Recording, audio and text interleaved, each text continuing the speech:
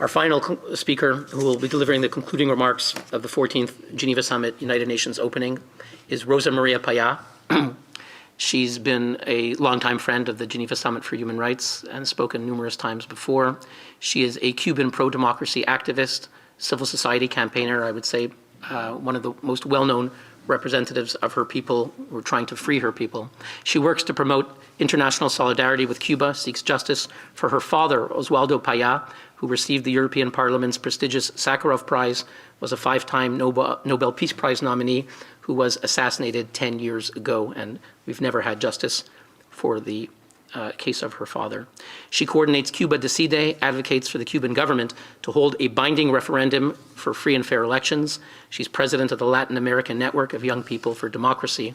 Rosa has appeared before the United Nations Human Rights Council upstairs, speaking often for UN Watch. She's been interrupted numerous times by the Cuban government and their allies, but she persists. She's spoken at the European Parliament, the US Senate, Organization of American States, Summit of the Americas, and many national parliaments.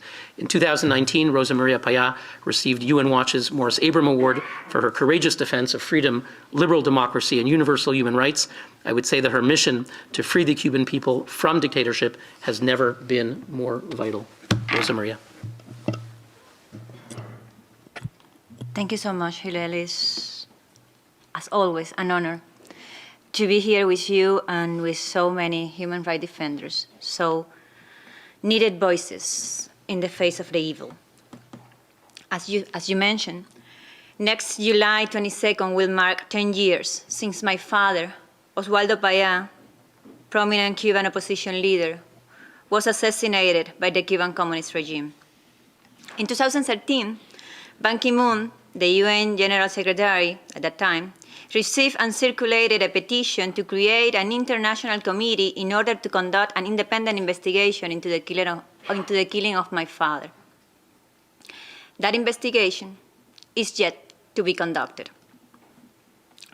In contrast, the Cuban regime sits in the Human Rights Council, from where they protect their impunity, making sure that the multiple accusations against them or against the rest of their criminal friends, I mean Venezuela, China, Russia, Iran, etc., do not prosper.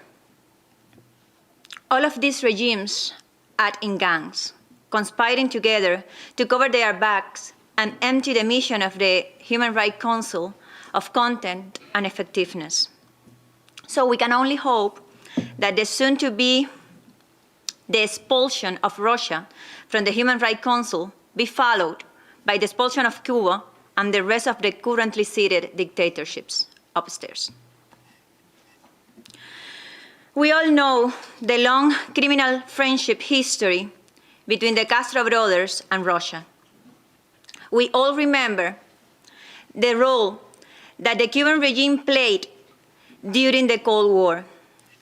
For some decades, the world thought that these ties were no longer a threat. However, now we are seeing the deepening of the military and strategic agreement signed by Cuba's and Russia's regime. In last December 2021, Russia threatened a repeat of the Cuban Missile Crisis. On January 13, 2022, Deputy Foreign Minister Sergei Ryabkov repeated the threat, telling in Russian TV, and I'm quoting, that he could neither confirm nor exclude sending military assets to Cuba. On February 2022, just days before Russia's invasion, the Speaker of the Russian Congress arrived in Cuba and thanked Cuba for supporting Russia's decision on Donetsk and Luhansk. After, Russia forgave for 5 years the $2.2 billion debt that the Cuban regime has with Russia. Actually, the Americas has paid a high price for tolerating a communist dictatorship in Cuba. It has caused the end of the democracy in Nicaragua and Venezuela, and caused the largest refugee crisis in our region. The regime threatens peace and security of the continent and is systematically provoking migratory crisis. It is involved in the Russian zoning attacks against American diplomats, initially called the Havana Syndrome, and in many other sorts of criminal-related activities, from trafficking persons to providing sanctuary and support to terrorists. The Cuban regime is the Berlin Wall of our time. But to turn it down, the Cuban people need the support of the international community. For 63 years, Cuba has been held hostage of an oppressive dictatorship that denies in law and in practice the most basic human rights of its own people. After more than 6 decades without free, fair, or multi-party elections in Cuba, Cuba is in crisis. According to the Hanke Misery Index of 2021, Cuba is the most miserable country in the world, driven by a soaring inflation rate, shortages of basic products, and tens of thousands of people have abandoned the country in the last 5 months. But in the chamber upstairs, they say that Cuba is some beacon for social justice where everybody is equal, when the truth is that the Cuban military elite have sat fat while the Cuban people starves. While the truth is that that commercial tourist paradise is a prison for the Cuban people. But the Cuban people have said enough. And last July, hundreds of thousands of Cubans took to the streets in peaceful nationwide protests, chanting freedom, down with the dictatorship, change of system, patria y vida, which is motherland and life, and is the opposite of what the communist regime propagate, which is motherland or dead. The popular demand for a democratic opening is clear, as it is the only way to ensure respect for human rights and the rule of law. But the regime response included calling for a civil war to defend the revolution, brutal arrests, torture, sham trials, and sentences for up to 30 years. Currently, the regime holds more than 1,000 political prisoners, mostly peaceful protesters, many under the age of 18, children as young as 16 and 17 years old being condemned up to 18 years in prison. Our movement, Cuba Decide, is a national and global initiative to force the Cuban regime to submit to the will of the people and leave. This can only be achieved by citizen mobilization and international pressure, and that is what we work for.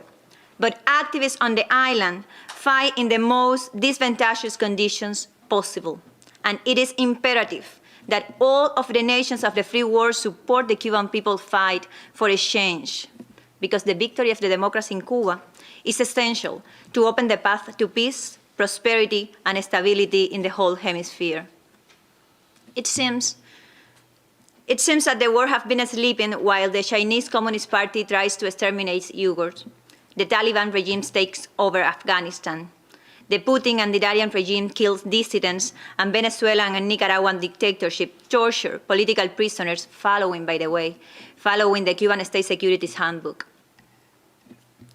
In the face of the Russian invasion of Ukraine, the world is maybe awakening, maybe, to the great threat behind the illusion of peace and stability that Western democracies have lived in the past half a century. The great Edmund Burke alerted us. He said that the only sin necessary for the triumph of evil is for the good men to do nothing. I believe that in the aftermath of the Bucha genocide, we should all understand, and especially the Western democracies, and especially the democratic nations united in this House, we should all understand that when in the face of evil you do nothing, you cannot be longer considered a good man. Thank you so much. Thank you, Rosa, for your powerful concluding remarks.